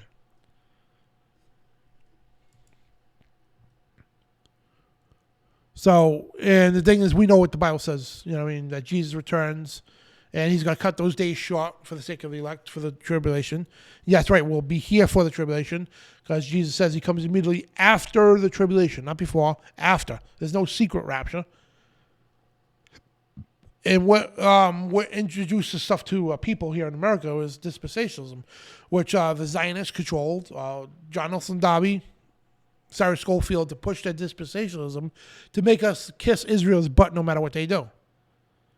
And Israel today, guys, we are the Israel of God. The Israel today is controlled by Zionists. Revelation 2:9-3:9, those are the people, the Rothschild. And the only reason why they became a nation again, guys, is through the Balfour Declaration. During World War II, when FDR, our president here, loved Hitler. Our media was pro-Hitler and everything else. Then Hitler wanted the UK, Britain, to surrender to them. And the Rothschild went to them and said, don't surrender to them. What we want you to do is tell Hitler, no, we're not going to surrender. And if you sign in with us, in out of return, you need to recognize Israel as a nation again. We're going to push Israel to become a nation again. We need your help to back that. So they agree with that, and we'll get the United States on your side. And so literally overnight, they agreed to this. Literally overnight, FDR went from pro-Hitler to anti-Hitler. So did in our media. And all of a sudden, we got involved with the war, and we annihilated the Germans. We took out the devils. And, yeah, and again, it was all orchestrated. From going back to the letter, the 3 World Wars. It was all orchestrated to do that. And so, and the thing is, too, when you use an assassinator, the biggest rule of assassination is you take out the assassinator. The guy who did the job, you need to take him out, too. So that's what they did. They used Hitler as the assassinator, so to speak, if you want to put it that way. Then the United States come in and squash him out, too. And out of return, but both nations needed to say, all right, we're going to recognize Israel. When we get the works together, back in 1948 and 1949, Israel and the UK all acknowledge Israel as a nation again. That becoming a state again, right? So that's what happened. And they've been the source of controversy, war, and also with the Vatican. They work hand in hand with the Vatican and everything else. And it's been nothing but chaos. And these wars, guys, have all been orchestrated by the Illuminati. And people laugh and frown about the Illuminati, but they're the ones running the show. They're the ones who are Satan's minions. So now going back, before we leave here, going back to this whole thing going on, with Christians being slaughtered in Nigeria, the new mayor of New York City. Now, what would happen, though, seriously? Because he's got all the Islamic support. What would happen if it come out that this video is true? That he is a Jew.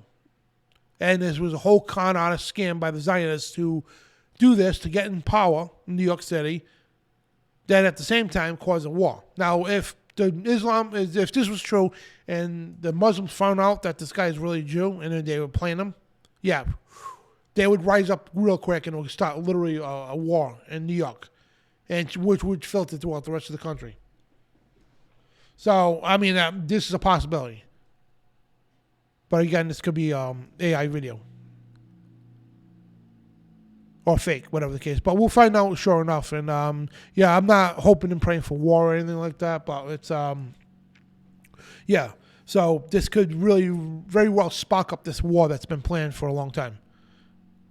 It's sickening, really is. So, anyway, guys, thank you for tuning in tonight. And again, I'm sorry we're not live, but I will be in the chat room. And if everything goes right. Actually, I can't. I'm sorry. I'm supposed to. A buddy of mine's working. He's took a vacation, so I'm working his weekend shifts for him, third shift. So I won't be able to, do any phone calls, but I will be in the chat room moderating this and all that stuff and talking to you guys. So. Other than that, guys, thank you so much. And again, if you need to get a hold of me, truthradioshow@outlook.com is my email address. And as if you want to send any letters or anything in the mail, Dan Bidondi, 65 Manchester Street, Unit 10, West Warwick, Rhode Island, 02893. And speaking of that, thank you, Sister Gail from Alberta, Canada. She sent me this shirt. The Men of Faith. So she sent me this in the mail, and nice size. She sent me a sweatshirt a while ago, but it was like small. And then the letter, she's like, "Oh, I don't know what size you took," so she sent me this large one, 3X. So I take a 3X, 4X. You know what I mean? If anybody wants to send me shirts, just to let you know. So I want to thank Sister Gail from Alberta, Canada, for an amazing letter and a gift and as well. And Bridget from Washington, she sent me a letter too in the mail. So, and what else too? Tom and Luis, thank you as well for the gift and everything. And other people who've wrote us, I should have all that together. But anyway, thank you so much. And guys, if you want to support this broadcast, we got a donation page in the chat room, and it's also in the description too of the video. That you can support our channel, and the Ko-Fi site's great. You can donate what you want. You don't have to sign up for nothing. Real easy to do. We do got a PayPal, Venmo, and a CashApp too, if it makes it easier for you. But thank you guys for your support, and without your support, it's crazy, man. That the amount of money we have to pay and everything, and without you guys to help alleviate that, I mean, yeah, you help me out because I got to work a full-time job. I work third shift during the week, and to support my family, of course. And we got to pay the bills, house, car, and all this other stuff, right? So this year, and you guys are supporting us financially for this ministry. It's been a blessing, really has. We're able to do things like that. I got my own studio now where I can come any time of day and night and do broadcasts and all that. So don't forget to check out David Carrico every Friday before this broadcast, Friday Night Live. Then you got the Midnight Ride coming up tomorrow night. Jon Pounders, David Carrico, 11 p.m. And I don't know if they're doing a broadcast tomorrow night because they're still with the bond situation going on. So I don't know what's going on. So they'll have a rerun or something, but I don't know if they're going to be live tomorrow night. I forgot to ask John that. But still, check them out, guys. And don't forget Brother Brian, every day at 5 or 5:30 now. He's doing the news broadcast, so visual disturbance. He's got all kinds of cool stuff going on. He's keeping up with 3i Atlas and everything else that's going on, the Serpent Mounds and all that. So check him out, and don't forget to support NYSTV.org and FOJC Radio. So please support them. And also check out my show on Thursday night, 7 p.m. Eastern, live, Biblical Warfare. Pretty cool stuff. So thank you for tuning in for the Illuminati's plans for World War III. And thank you, Mr. Pounders, for coming on again. So it's been an amazing broadcast. Yeah, just the information is great. So other than that, guys, I love you. And again, I'll be in the chat room moderating you. And thank you for the donations as well. And for the last week, we had a lot of people come out and support us. At the time, FOGC Radio, they were going through a little financial problems. And by the way, David and Donna Carrico both wanted me to let you all know, thank you so much for the support, for the prayers, and for the financial gifts as well. It really helped them out. So keep praying for them, and also Jon Pounders, because the bond right now, they're going through some financial problems. So thank you for the support and everything else from them. So love you all. God bless. Shalom, and you are the resistance. Declaring war on the New World Order. TruthRadioShow.com.